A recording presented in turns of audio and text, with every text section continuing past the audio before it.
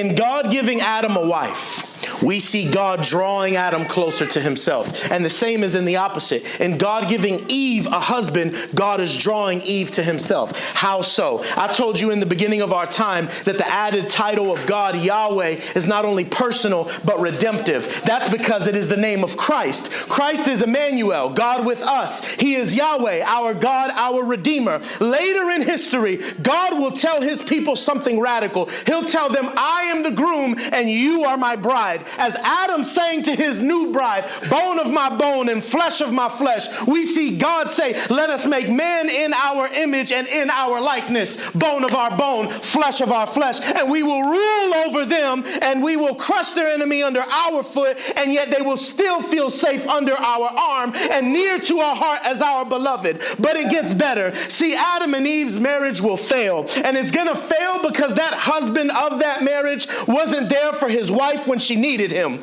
But there's another marriage coming that at the end of time there will be a wedding feast celebrating the success of this marriage. The marriage between Christ and the church. This marriage will succeed where the first one failed, not because you're beautiful, but because he's beautifying you, pursuing you, loving you despite you being really, really, really hard to love. You might be here this morning married and have felt the sting of an unfaithful partner, or you might be married and say that's my worst nightmare, an unfaithful spouse. But in God declaring us as his bride means that our response to giving us his heart has consistently been that of an adulterous spouse. Wow. That every time you choose to belong to sin while married to Christ, you have committed a spiritual adultery. Yeah. Because you have been given the deepest passionate love of our Savior, the deepest heart of our God and King, and you've chosen another in sin. Some of you felt that pain before. Some of you feel that pain. You fear that pain. But all of us, single and married, have caused it. Your adultery literally crucified Christ.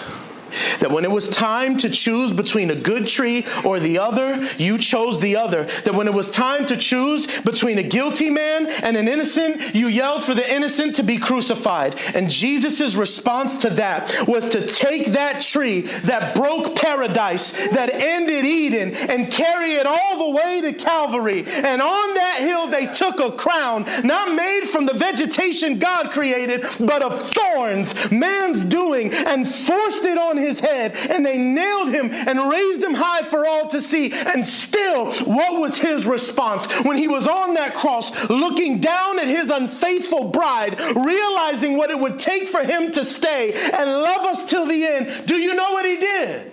He stayed.